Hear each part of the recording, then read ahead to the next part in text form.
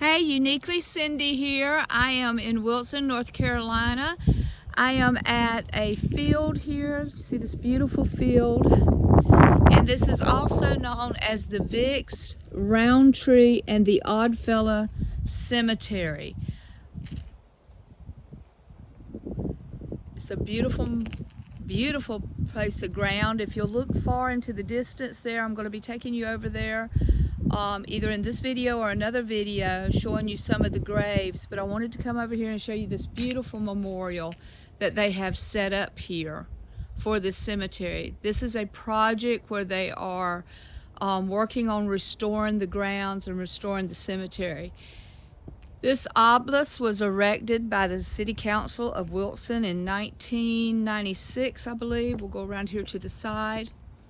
In honor of the ones who were laid to rest here. Yes, 1996. I'm going to be looking up some history on it, and I will be posting a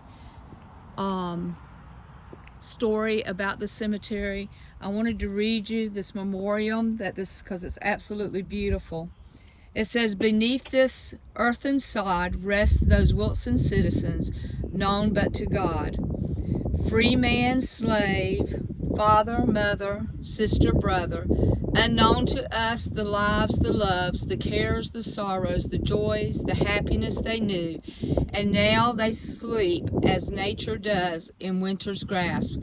And just like the seasons that come and go, and spring's warm breath awakens the chill by winter's snow, our loved ones and all those who sleep in a season of death will too be awakened by the Master's giving breath." Written by Catherine G. Taylor.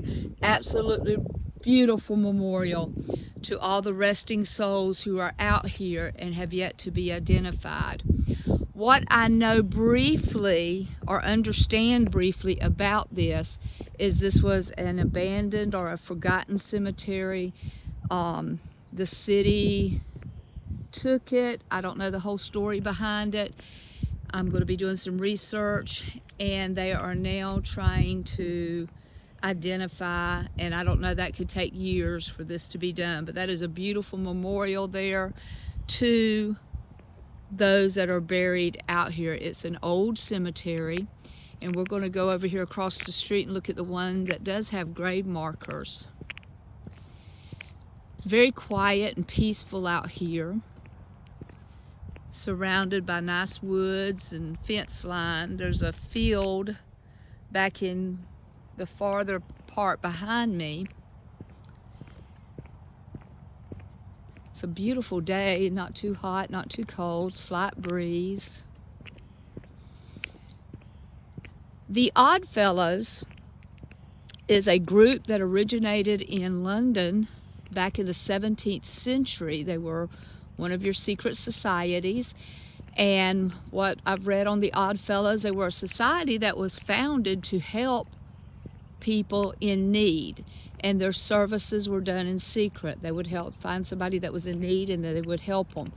Like other secret societies, they had a lot of their, secret words and secret handshakes and secret practices and all, but they were a society built on helping one another. That's why they were called the Oddfellows. They were called Oddfellows due to the fact that they were helpers, and they wanted to give of their abundance to help others. So as time goes on and I find more of these Oddfellow cemeteries, I will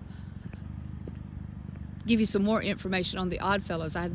Not being an American society originally, I had not done much research on them. Sorry about that, I'm getting tongue-tied today.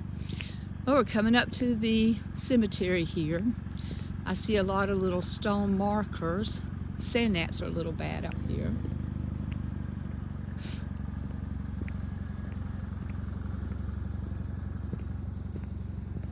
Got a car over here running and nobody in it. Interesting.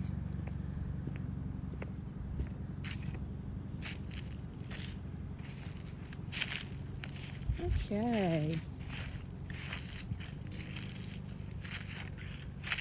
Now they are working on restoring this cemetery, which I think is wonderful. I love it when we get to help or people do restore. Here's just another marker Smith Bennett. You've got a lot of stones. I believe this is where they've identified graves, but they don't know who the graves belong to. And if you look back in the woods there, you'll see another headstone. So there's still graves back in here, and they're working on them a little at a time. Here's another one. Lewis Thomas. I'm sorry.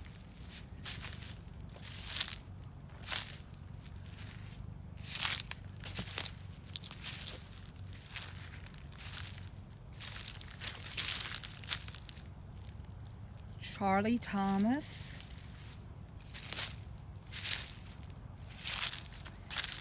Sarah, wife of Charlie Thomas, born in 1858, died in August of 1916. Gone but not forgotten. And back off in the woods there, right there, I see an obelisk. I'd love to go back in there, but I don't know how safe it is to go back there. I'll see if there's a trail or anything back there. This is all that they've got cleared out at the moment, and I'm watching the ground because it's also very uneven.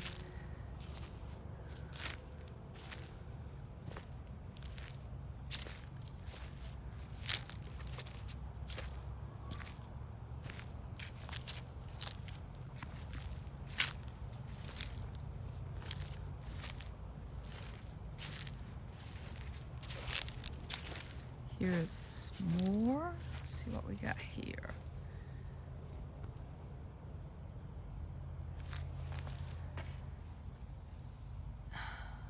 Barnes, 1885-1921.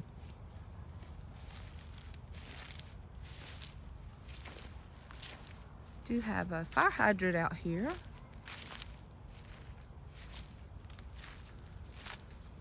And I imagine after seeing just the 2 or 3 that we saw back in the woods, there's more that they have yet to clear out.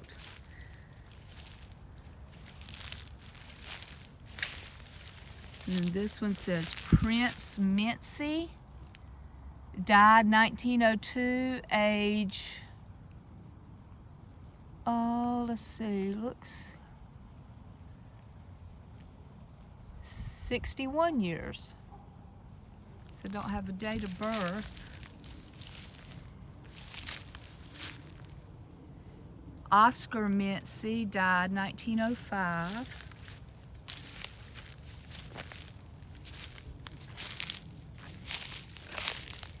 Eddie Barnes, born April 1889, died 1935.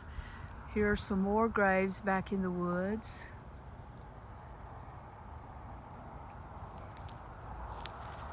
Going back there without it cleared out would be a little on the treacherous side because you don't know what you might be stepping in.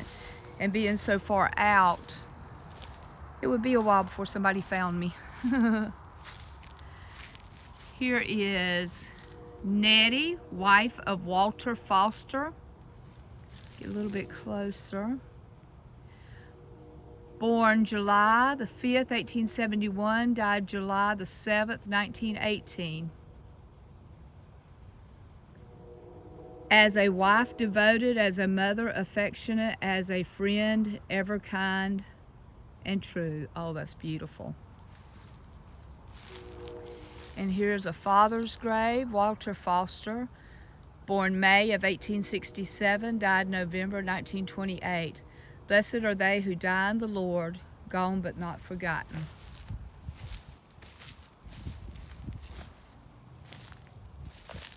Here's a little trail back. I don't know how far it will let me go.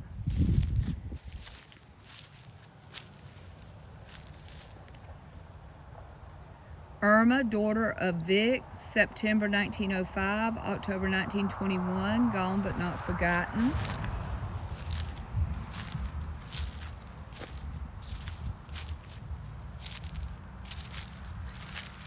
Annie Vick, died August the 20th, 1952, 81 years old.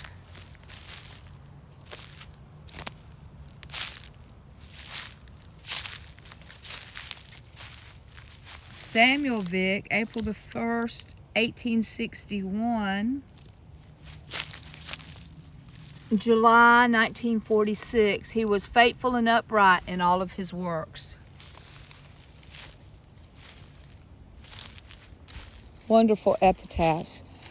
Father, Mother, Father Daniel, Mother Fanny Vick, died 1908 and 18, and the years chipped off of this one. Gone but not forgotten.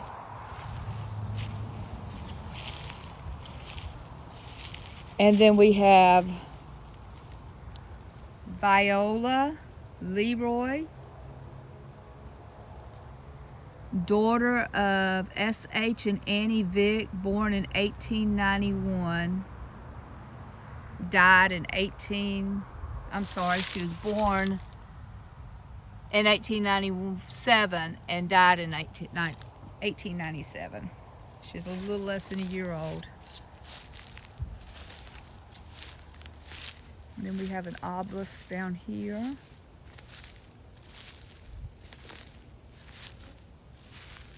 See if I see any names on it. And some beautiful scrolling there. I think some of these old tombstones are just so beautiful. Wally Oates, born 1877, died 1916. A loving husband and a friend to all. And all back here in the woods are other graves and monuments that we will come back in the future and revisit as they clear this out more.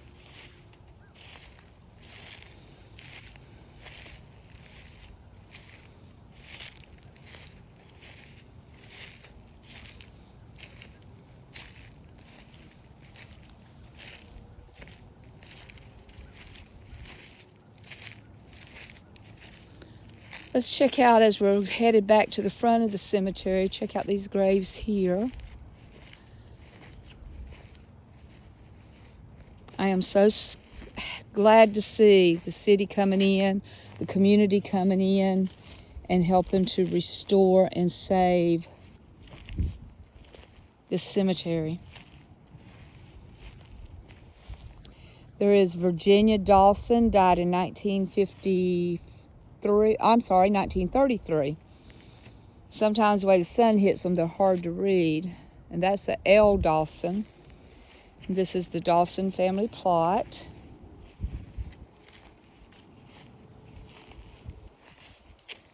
Tate Dawson, born 1876 and died 1936.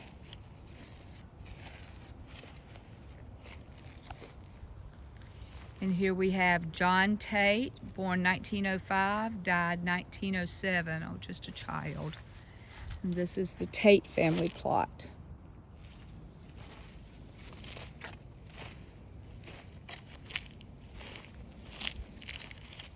Let's see what we have here. Alice P. Maynor, born in 1888, died in 1915.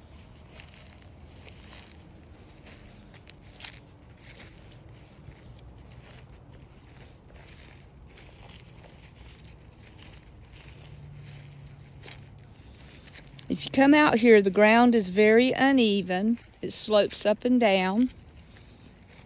So wear, appropriate shoes and be ready to trip. And if you go in the edge of the woods there, it's got the creeping vines. I got wrapped up in one a minute ago, so watch those.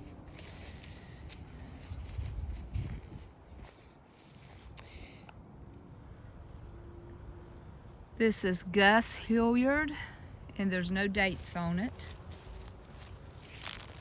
Emma, wife of Charlie Oates, died 1908 at the age of 40. Reverend Henry Farrer, 1859 to 1936. Now, I was reading on one of the sites that a lot of the families in the cemetery were members of the Free Will Baptist Church in this area. I have not seen the church yet. Does not say who this is, just that they were born in 1908, died in looks like 32. Asleep in Jesus. Stone markers here. Looks like plot numbers. They got numbers on them.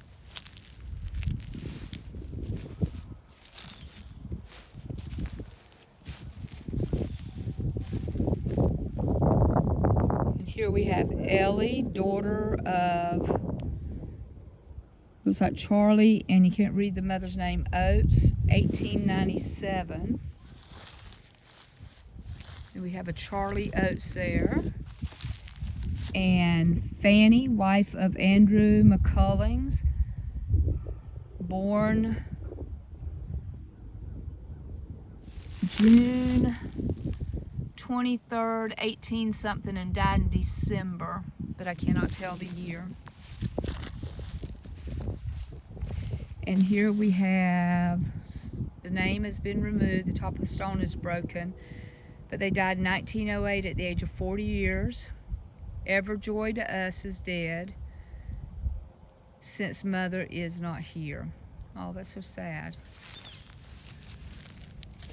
Then we have more footstones, as you can see here in the background. These are plot markers running along the edge here. We have a couple of nice monuments here. Let's see who these are attributed to.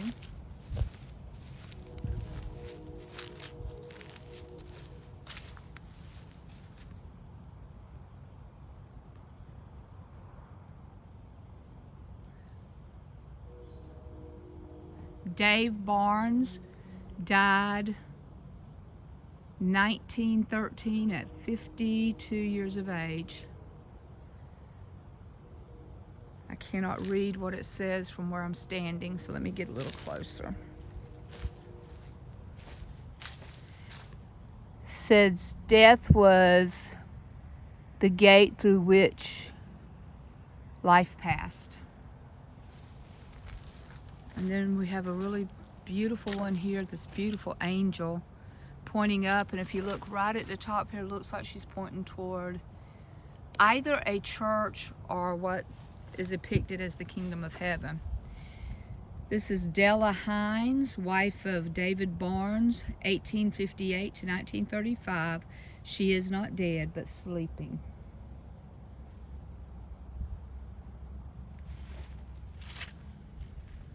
It's again beautiful stones here. Pothole right there. We're almost to the end, so let's go ahead and see what these other markers are. This is going to be a little longer than usual.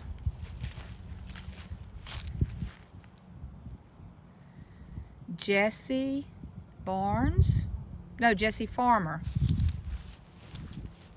There's another marker over there, but no names.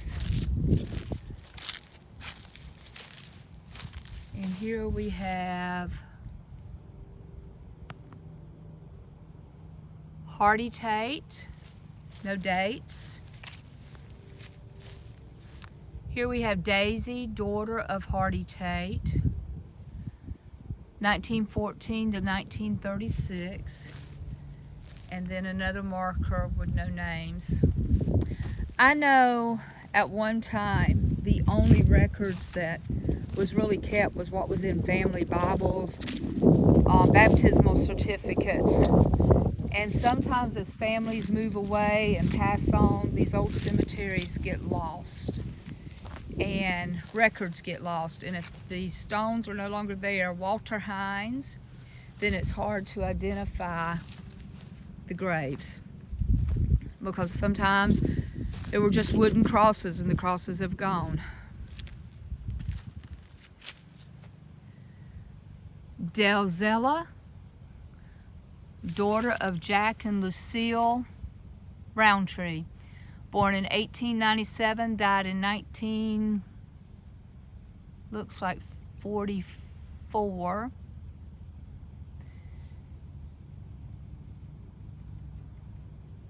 An angel visited the, let me see if I can get a little closer. Let's see. An angel visited the green earth and took the flower away. Aw. And that looks like 1914. She was born in 1897 and passed away in 1914. And here we have Lois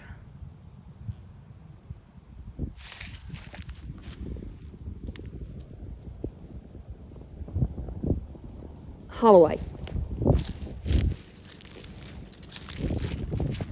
Here we have just some more markers.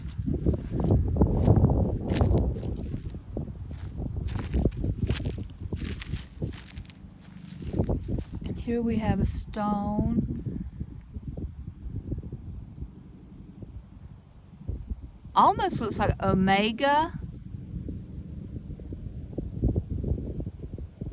Let's get a little closer. The writing on it's really light. Omega Spicer, born December 1910, passed away April of 1945. Omega, that's an unusual name. And then here we have, this one's got a Mason symbol on it. C.L. Carter.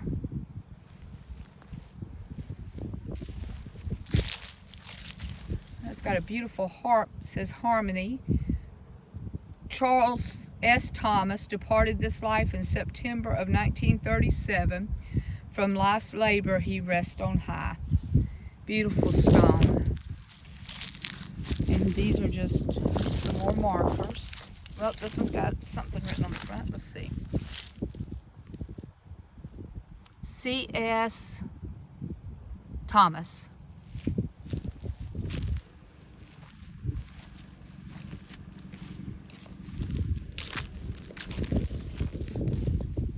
And here's one.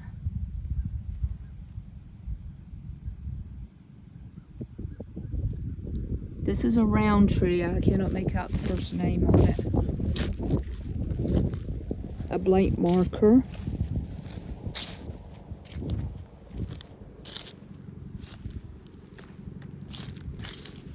And a Robertson. So as you can see, you've got this beautiful old cemetery that they are working on to bring it back to life. There are still more graves out in the woods there. You can see some of the stones popping up. I showed you some of them. There are no paths leading back to them, so I will not be going back there today, but I will be back. So keep an eye out as we take some more unique journeys with Uniquely Cindy. Have a great day.